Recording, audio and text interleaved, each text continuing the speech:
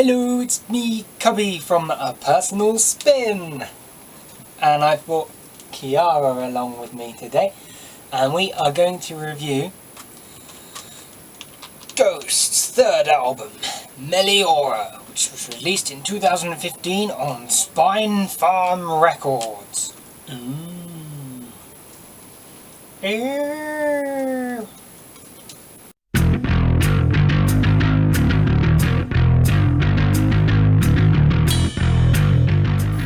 Okay, well, Meliora is an interesting album.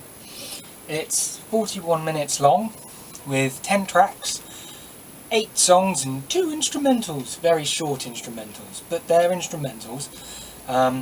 This is the third incarnation of Papa Emeritus, I don't know how you pronounce his name, and he is the youngest version apparently, which is interesting. And it doesn't really make any difference to the songs at all. I've got a really itchy nose. Excuse me. The band are masked and known as a collection of ghouls, so the whole mask thing is pretty normal. Really? This is one of Kiara's favourites. I don't know why, but it is. The album opens up with a almost cheesy keyboard melody thing that goes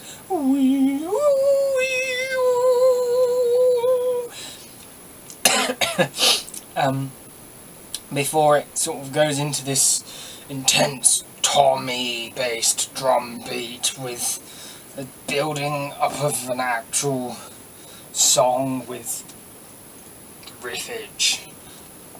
That's the best explanation I can come up with. This is typical of how the album works. The next song is similar, and it opens up with a bass riff instead. It's pretty good.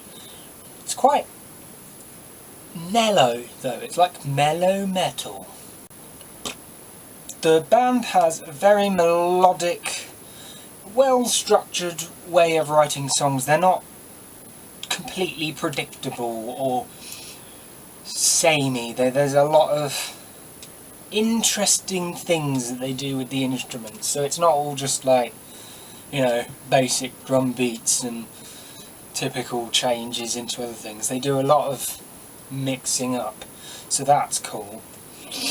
The album artwork of an almost invisible but not invisible skull made out of buildings suggests a far heavier sound than you actually get from this band. Well, at least to the unknowing consumer, like me when I bought it.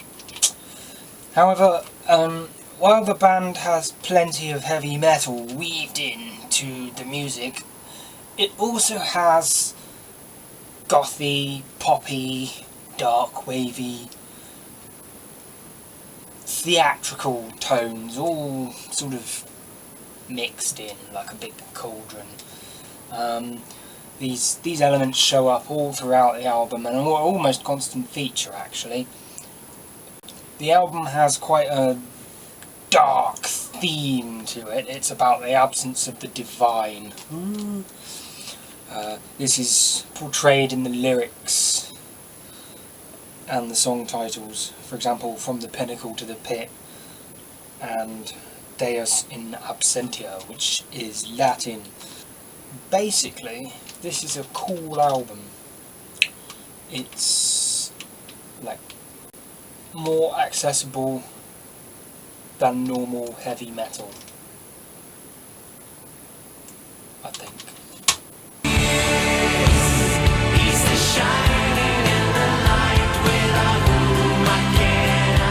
The album was produced by Claes Ohlund.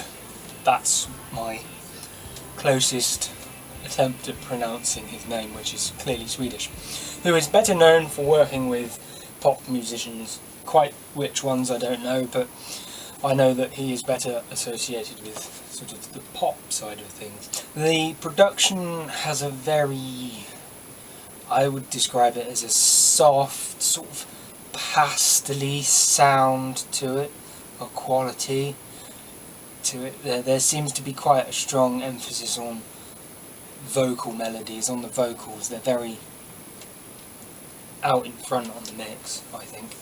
And thumpy drums.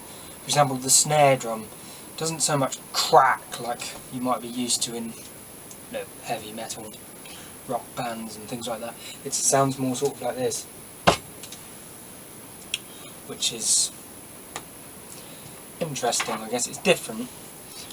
However, this is apparently what the band wanted. They wanted a more poppy, accessible sound, so it's very accessible.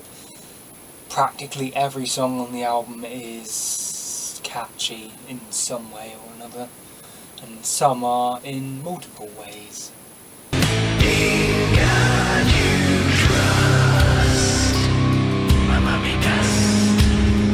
Good bits. Kiara, what are the good bits?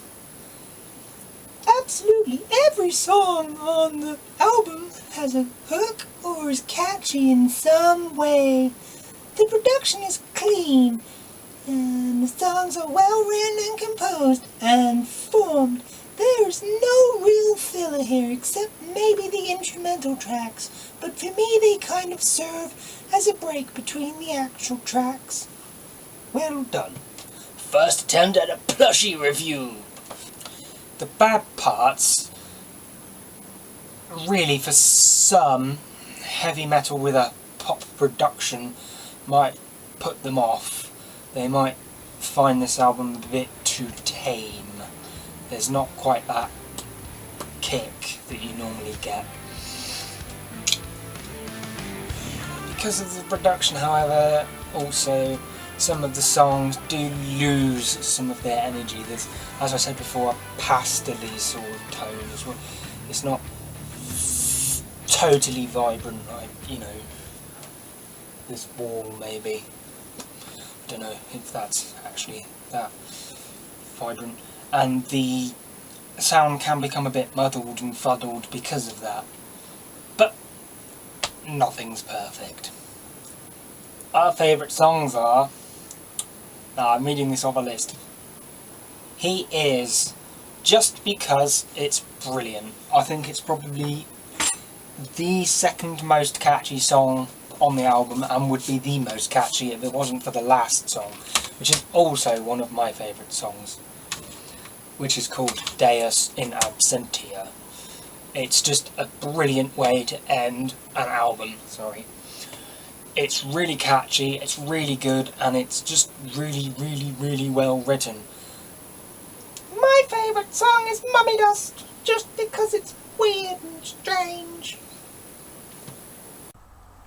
Poor rating. And now it's time for poor rating. Whoopee! And this album has got 8 pours. 1, 2, 3, 4, 5, 6, 7, 8. Woo!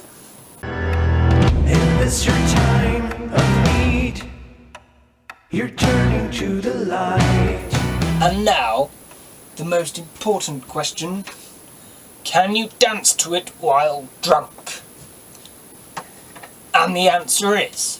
I don't know, because I've never been drunk. Thank you for watching. And please tune in again.